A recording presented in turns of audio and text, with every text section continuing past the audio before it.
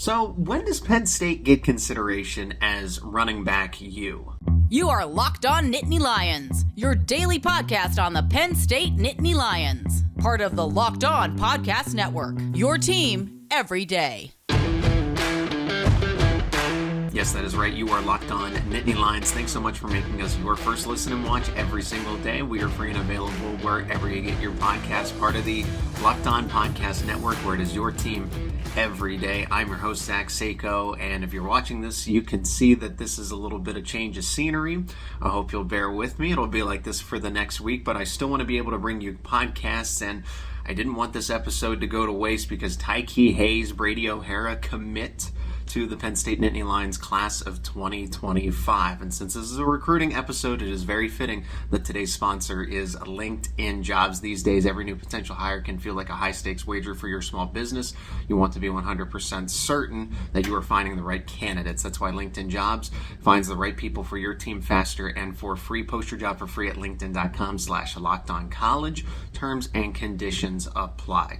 So when does Penn State get consideration for being running back U, running back university? They are Linebacker U, LBU, with all the number 11s over the years. We know that, but now the conversation is starting to change here that across the other side of the line of scrimmage, you have linebackers. Now you have the counterpart of running back James Franklin with JaJuan Seider, right? Both of them deserve the credit that they have, the incredible work that they have done to this point. So in this first segment, let's talk about just that. Is Penn State running back university when it comes to Division I college football? I mean, you have to be considered at this point. You're in the running, certainly, for the running back spot.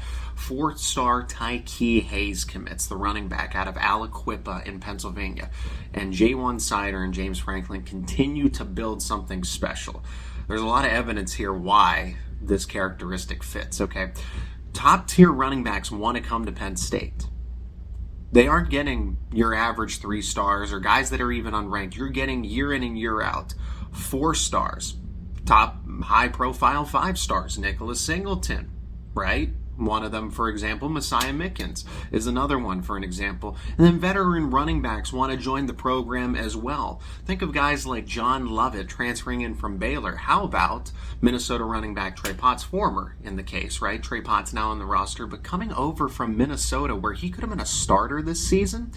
That's pretty telling with what Seider and Franklin have done here. But let's talk about JaJuan Seider's efforts, since he is the running backs coach, assistant offensive coordinator, right? And Saquon Barkley is the first one that comes to mind. Top 5 back in the league, in the NFL, all-pro, second overall pick, and the face of the New York Giants. I know he's banged up right now, but that Giants team is completely different when he's not on the field. Miles Sanders, a Pro Bowler, former 5-star running back. Saquon Barkley was a former high-end 4-star, but look what he turned into, right? Testament to Seider and his coaching ability. Super Bowl runner-up, second-round pick, and now he's with the Carolina Panthers as a starter. And then there's Journey Brown. Some people might forget about him, but Journey Brown was well on his way to being a day 2 pick in the NFL draft. I think he could have been selected in round number 2. Maybe he was selected now in round number 3, but he was well on to his way of having a nice NFL career, just a football career in general, and then it was taken away from him. Now he's involved in NASCAR, right, professional racing. But besides the point, if it weren't for the off-the-field health conditions that took away his playing career, Journey Brown was developing nicely, and he was that lower 3-star that Penn State saw something. They wanted to bring him in, and look what he progressed into alongside Noah Cain. So the story of Journey Brown and Noah Cain is the biggest what-if when it comes to Penn State running backs under JaJuan Seider. That too could have been quite the dynamic duo. They certainly showed out in the Cotton Bowl against Memphis. Then the 2020 season happens. Journey Brown, awful news, devastating to not only him, but the team. And then to add insult to injury, literally to add injury to injury, Noah Cain goes down with the knee injury and doesn't really recover after that. Isn't exactly the same player. So Noah Cain had one of the best Penn State freshman running back campaigns in history and looked like he was going to be that next running back to be just a superstar. Both of them were going to be co-superstars, and it never happened. The strangest what if when it comes to running backs here, at least in recent memory. And then now you're in the present. Nicholas Singleton, Kaytron Allen, 5-star, high-end 4-star between the two of them, Singleton and Allen respectively. impressive freshman campaigns, both of them some of the best in Penn State history. To go along with that, you put up bell cow numbers as co-starters, and you look like future NFL first-round picks. You look like Heisman contenders. They really do, even though the ground game's not good right now. It's not that it's not the best that it could be. I think they're going to fix it as the season goes on. I think as the season progresses, I really do think that Penn State is putting something together and just trying. They're being stubborn. Almost. I think because of the competition and where they are in the schedule, they know what they can get away with, and they don't need to save their best. They want to save their best running plays. They don't need to use them right now. So just be on the lookout for that, okay? But that's what you have in the present. Singleton and Allen are going to be drafted no later than the second round, especially Kaytron Allen here. And Kaytron Allen right now leads the team in rushing statistics, right? Singleton in touchdowns, Allen in rushing yards. Crazy to think. And then there's the future. And this is where Penn State is really building its case with becoming the modern-day running back university. London Montgomery and Cam Wallace, certainly not going to see any opportunities right now, but high-end 3 stars in the making. There were rumors that Cam Wallace was going to push for that next running back spot behind Singleton and Allen, so positive to hear. He's just an absolute speedster. And Montgomery recovering from a senior high school season-ending injury. We'll wait to see what he is able to do as he continues in his career.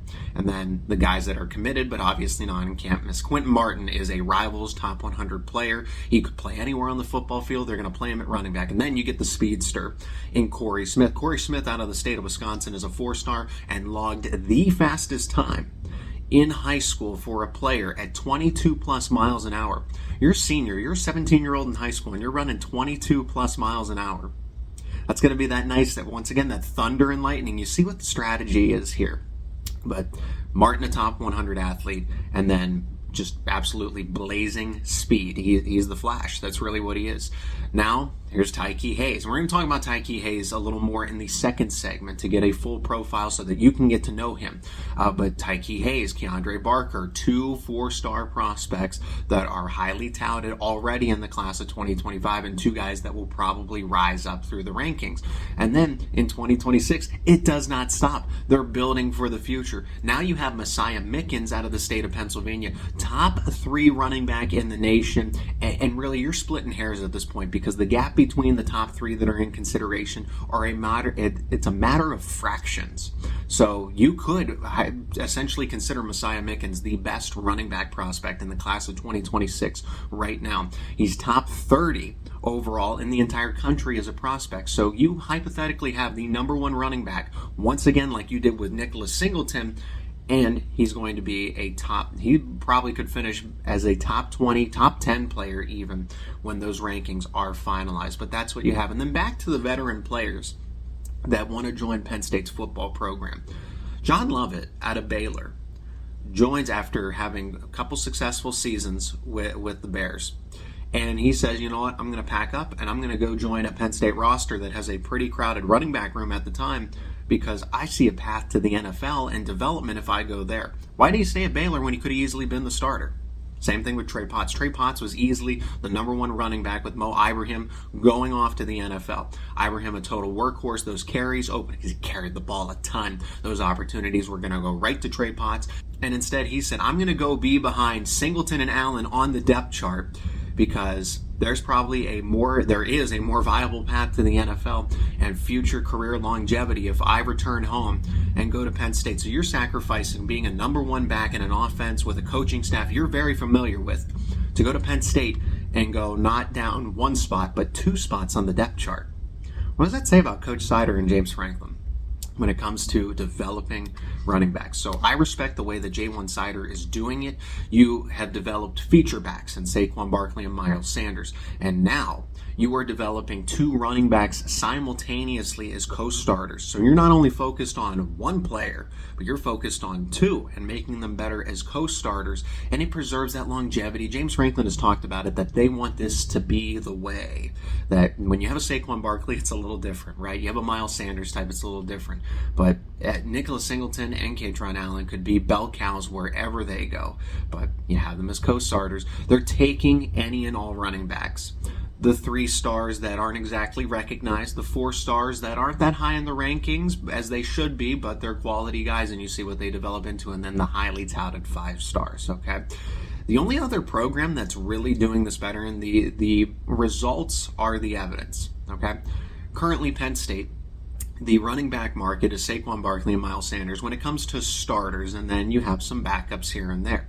Alabama, you have players all over the place that are currently starters. You think of Derrick Henry, you think of Josh Jacobs, you think of Jahmyr Gibbs, like the list goes on and on and on. And right now, Penn State, they are catching up to it. So yes, they are in the consideration for running back U, but I gotta say, even in the present day, because at the beginning of the decade in the 2010s, I still think it was Alabama, but at this present time, I do have to give the advantage to the Crimson Tide because they have so many starters across the board. But Penn State is getting there, right? There are a lot of players in the NFL right now that hail from different schools that there's not a coordinated place.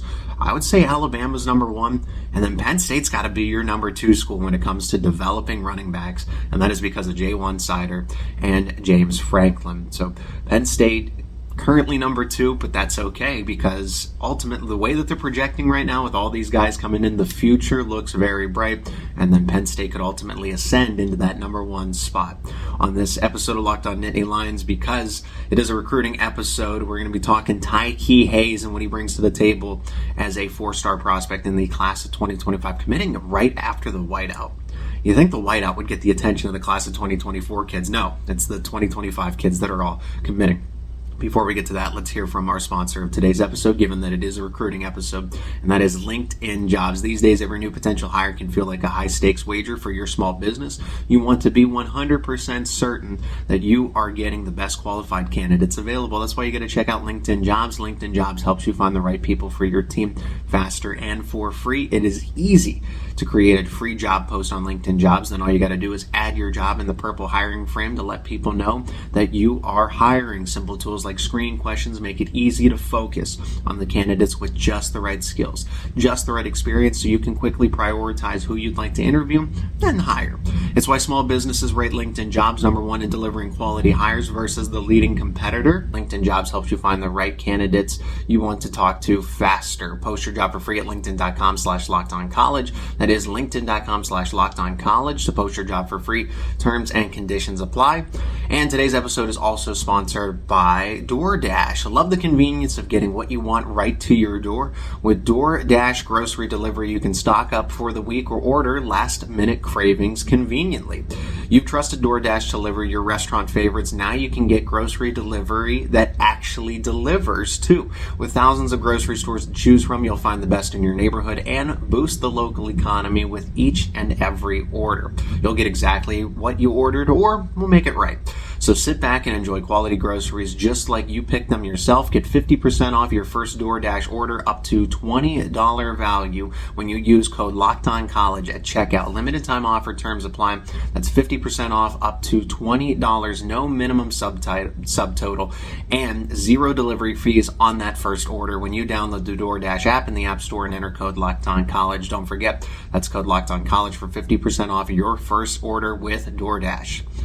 And Locked On is amping up college football coverage like you've never seen it before with Locked On College Football Kickoff live every Friday, 11 a.m. to 1 p.m. Eastern Time, where you can see the best hosts across the Locked On Podcast Network come together and discuss the weekend slate of games in college football, playoff implications, the news, the headlines, all that and more on Locked On College Football Kickoff live every Friday, 11 a.m. to 1 p.m. Eastern Time, and you can find it on any of the YouTube channels from the Locked On College Network within the Locked On Podcast Network, and then wherever you get your podcasts after all said and done when the show is live.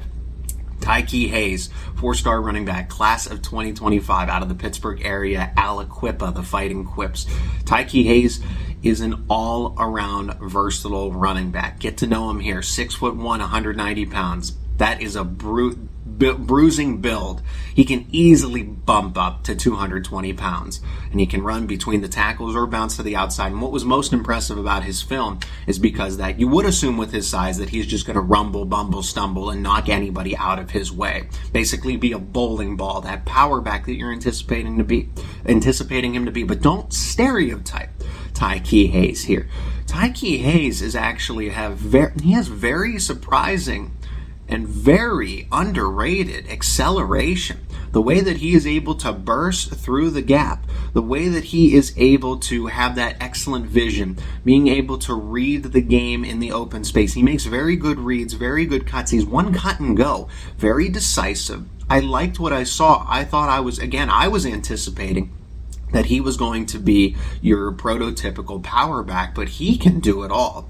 The only concern that I will have with him, because he comes from a very run-heavy offense, so Penn State actually has a little bit of experience with this in terms of developing Nicholas Singleton. Singleton came from essentially what was a run-only offense, and Aliquippa's is the exact same thing too. Governor Mifflin, Aliquippa, they have very run-heavy, run-oriented offenses because you have the players to do so. Okay, you want to fit your system to the players, not the other way around. And that's what Aliquippa does. One of the best high school programs in all of Pennsylvania. They make the state championship year in and year out. They're a smaller school, but they are so good at football that the PIAA has forced them to go up in terms of the classification. So now they're a 4A school when really they should be a single A, because they would dominate that portion of the high school football league. That's how good Aliquippa is, but they're a run-heavy offense. They don't ask Taei-Key Hayes to catch it out in space very often. He's not lining up as a wide receiver. He's in the backfield as a single back with a fullback. He's getting the handoff, and they just say, hey, here's the football. We're handing it off to you, and you go. So Penn State will have to develop his receiving ability, and I don't think they know that they can, right? It's going to take probably an off season or two. We're still seeing Nicholas Singleton come into his own with that. He's getting slightly better. He's certainly better from his sophomore season, coming off of his freshman year, but that will be the similar thing here with Taei-Key Hayes. So give Hayes, like Singleton, the ball and go, and he's able to do that. But Penn State, the bigger part of this as well, is why doesn't someone like Taei-Key Hayes end up at Pitt? You can tell me in the comments, because I will probably agree with you that Pat Narduzzi and Pitt just continue to offer little to no resistance when it comes to recruiting their own prospects in their area. Penn State, once again, goes in and raids the Pittsburgh area. First, it was Quinton Martin in terms of running backs, right? Now it's Taei-Key Hayes. And now it's Brady O'Hara. We're going to talk about the tight end, Brady O'Hara, in the last segment here. But Pitt and Pat Narduzzi are just down bad. Yes, dominate the state, but can Pitt at least offer a little bit of resistance here? No? Okay. That's as simple as it is. But for Hayes, a little more background on him. First Pennsylvania kid to commit to the class of 2025, one day after linebacker DJ McClary. He was down to 8 schools, but it seemed like if you watch some of the videos that came from, it was at the high school and he was making his decision. He had all the hats and everything. And it looked like Ohio State and Michigan and Penn State were essentially his top 3, even though he had 8 hats listed up, had them laid out across the table. But toying with the Ohio State hat, the Michigan hat, I like that. It creates a little bit of that Big Ten rivalry, right? It's all in good fun. Penn State, so you're getting someone that is not afraid to express that emotion and take jabs at the other schools, the other opponents. Hayes also becomes the second running back commit in this class of 2025, joining fellow 4-star Kiandrea Barker. We've made mention of him in the first segment. He's hailing from Texas, of course, and the 4th commit overall, despite losing New Jersey offensive tackle Jalen Matthews. Penn State is just in a very good spot with its class of 2025. I'm going to have more on that along with Brady O'Hara in just a second. Let's hear from another sponsor of today's episode, and that is Jace Medical. Everyone should be empowered to care for themselves and their loved ones during the unexpected. That's why Jace Medical offers the Jace Case. The Jace Case provides 5 life-saving antibiotics for emergency use and gives you peace of mind so that you are not just hoping that you have access to medication in an emergency. Jace Medical make sure that you have medication in hand, and Jace Medical is Jace Medical makes sure that you have access to medication in hand. Jace Medical is simple. They handle everything from online evaluation to licensed pharmacy, medication delivery, and ongoing consultation and care. Don't get caught unprepared. Save more than $360 by getting these life-saving antibiotics with Jace Medical, plus an additional $20 off by using promo code LOCKEDON at checkout on JaceMedical.com. That's JASE Medical.com with promo code LOCKEDON. And in this final segment, let's discuss the outlook of the class of 2025, plus, since Brady O'Hara back to back, right? DJ McClary, Taei-Key Hayes, and now Brady O'Hara, all after the whiteout game. But the class of 2025 outlook is really good. It is really good. Penn State jumps up to 6th as a team. And with the commitment of Brady O'Hara, he's a 3-star athlete, 4-star in some places actually. So give him his due credit. He's not just a plain old 3-star. Some sites do have him listed as a 4-star with a lot of high end potential. But he's a jumbo athlete actually out of the Pittsburgh area. People are going to see that tight end listing and think that, okay, Penn State is getting another pass catcher, multifaceted skill set. This long list of Penn State developing tight ends, from Mike Gesicki to Pat Freiermuth to Brenton Strange, and then now with Theo Johnson and Tyler Warren, and then Andrew Raplia, Joey Schlaffer. And then here comes Brady O'Hara into the mix. That's not the case here, actually. His plan is not set in stone at this point. He's listed as a tight end. He's 6'6", 240 pounds, but currently there are discussions that he moves to offensive tackle and plays offensive tackle at Penn State. Certainly has the build for it right now. As a junior, you're 6'6" and listed at 240 pounds. That is a really good build for you to project as an offensive tackle. He's long, he's lengthy, he's athletic. All you got to do is just put on the weight. That's all you got to do is add the muscle. So O'Hara's plan is really interesting because of his versatility. Now, if you look at the stats on Max Preps, and sometimes Max Preps is very reliable, other times it can hurt you if you try to use it as a source here. So hopefully I'm right with this one, bringing this to you. But he has 4 receptions for 115 yards and a touchdown. That sounds like he's going to lean more towards the offensive tackle route than the tight end route. But coming out of the Cranberry Township area where he's playing high school, he's mostly utilized as a blocker. He's not running a lot of routes. He's not receiving a lot of targets. And as you can see, he's really the big play and the goal line target when they decide not to punch it in from the goal line with the running back. So with that being said, the tape shows that he is a really good blocker. Essentially, see him as an extra. He's an offensive tackle with receiving capability, and he's frankly unguardable in the high school level. I'm not saying he can't be unguardable at the college level. Of course, unguardable is a very generous term. But I'm not saying he can't play tight end in college. Maybe he ultimately does, but Penn State is going to have, at least right now, it looks like the plan is to set him up at offensive tackle. Maybe some things change, but that's what you're getting. This is Phil Troutwine again working overtime in conjunction with Ty Howell, because you not only have to land the commitment, because Ty Howell was recruiting him. Penn State as a whole wanted to bring him in regardless if he was going to be a tight end or an offensive tackle. You get him right now as an offensive tackle projected for the class of 2025. Penn State is doing what it does best here. Okay, this is nothing off the beaten path for Penn State, because every single recruiting cycle it feels like they jump out in front, and this is all the way back to when James Franklin first started and finally really got settled in. Okay, I'm not talking at the height of the sanctions. I'm talking about 2016, 17, 18 when he was finally settled in. He got a head start on these recruiting cycles. Getting ahead in the upcoming recruiting cycles is the biggest key for Penn State, because then you're not playing catch up. You get the guys that you know are most committed to you. I know guys decommit left and right, so from time to time. I do get that. I understand. We've seen that with Jalen Matthews. We've seen that with Tamarian Parker in the previous cycle, but that's okay. You're going to lose guys here and there. But the ones that commit to you early in the cycle typically mean that they are truly committed to you. An exception. I'm not here to criticize Matthews, but he's an exception. You have 5 solid prospects in the class of 2025. You have your headliner prospect in DJ McClary, the linebacker I think could eventually don that number 11. He truly could be that next line of Abdul Carter, Micah Parsons, LeVar Arrington. That's how good he is. You can watch the tape. He's got the size to go with it as well. He is your headline prospect right now. Then you're doing what you continue to do, right? Penn State has a list of goals that it would like to do. In the class of 2025, they're going to want to add more receivers. They're going to want to add a quarterback, maybe even 2.